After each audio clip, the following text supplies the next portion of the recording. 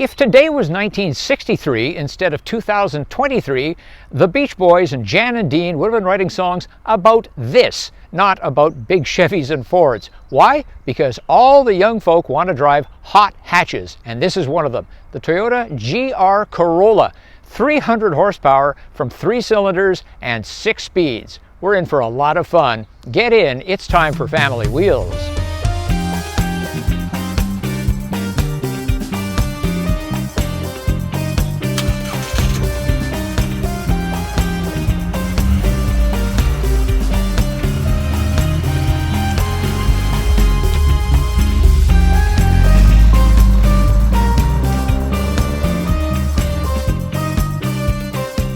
GR Yaris caused kind of an international sensation. That's not available in North America, and this car is. The power plant in the GR Corolla is also a 3-cylinder turbo, 1.6 liters, that is in the GR Yaris, but there's more horsepower and more torque in this version. They didn't just put 300 horsepower on the regular old platform of the Corolla hatchback. Here Toyota says there's all kinds of stiffening been added, a lot of extra adhesive in order to keep things nice and stable when you're wrangling all those horses. The styling of the GR Corolla signals that it means business, but is not over the top, as the boy racer look is moderating across the sector. The scoops all work because heat is a substantial byproduct of the 300 horsepower available from the turbocharged and intercooler-equipped 3-cylinder engine. And the fenders look like this because they've got a lot of Michelin Pilot Sport tires and made-in-Japan BBS wheels to cover. The lower body add-ons are cosmetic but not garish. It's a great car. I absolutely love it. I drive lots of cars in a year. Most of them are good. They're fit for purpose. Sometimes they're even fun. But this is just an absolute hoot. And yet, you could have it as a daily driver. What's not to like?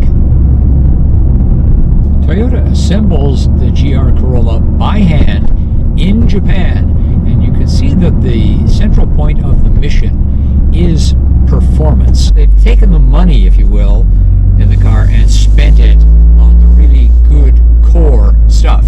Engine, transmission, suspension, and chassis. Akio Toyoda himself has done some shakedown driving of this car. He is a licensed racing driver with a lot of experience. The GR Corolla is instantly one of the top hot hatch cars. You could call it a halo car. I'm thinking more about what's on the other shoulder, the little guy in the red outfit with the horns and the tail and the pitchfork. However, having said that, this is quite a tractable car. Yes, the ride is a bit rough, but it's not brutally rough. You can still go get your groceries. There's so much to like about the GR Corolla, and one in particular for me, it only comes with a 6-speed manual transmission. An automatic is simply not available. That's how hardcore this car is. Try out the IMT, that is the intelligent manual transmission, the rev match on downshift, so third, downshift to second without flipping on my own. It's perfect.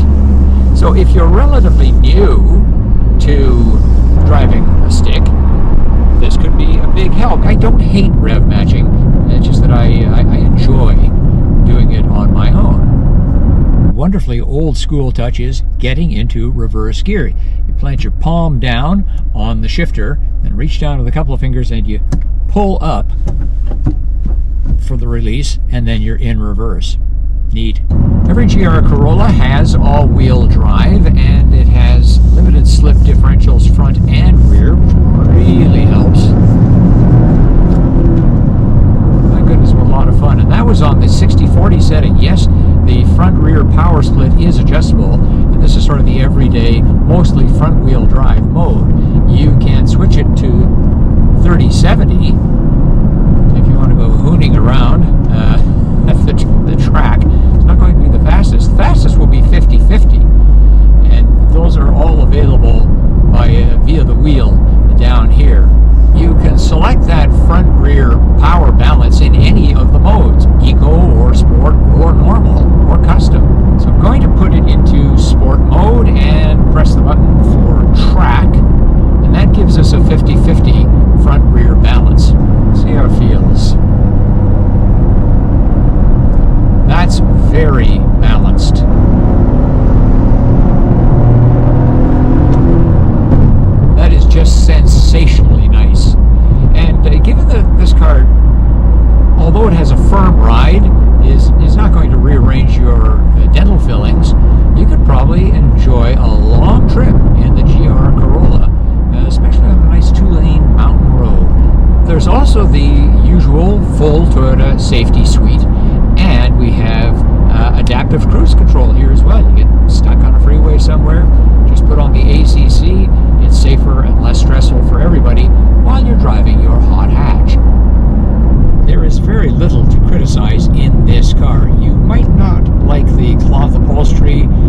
okay with cloth upholstery, the suede at the higher trim level. As far as my quibbles go, there's no armrest or center bin here, and I think that's kind of an omission. Yes, they want you to concentrate on your driving, both hands on the wheel and so forth, but really they could have put in at least a small armrest on the right.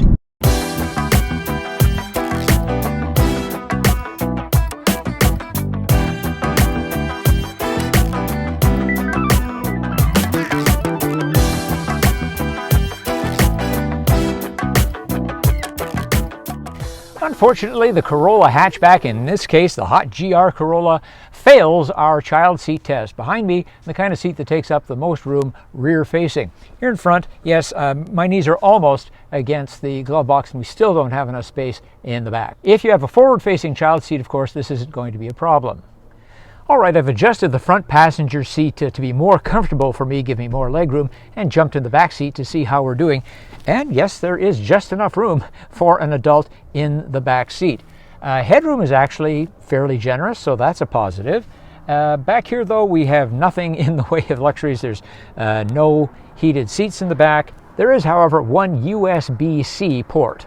Inflation and high demand have boosted the prices for these cars. In Canada, the Core is up $1,000, the Circuit Edition $2,600.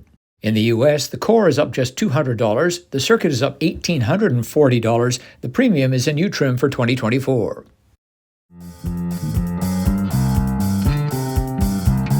What a remarkable car. The Toyota GR Corolla has so much power, is so much fun, looks great, and yet has a measure of practicality too. But what do you think? Leave a comment. As always, thanks for watching, thanks for liking, and thanks for subscribing. I'm Richard Detman, and I'll see you next time on Family Wheels.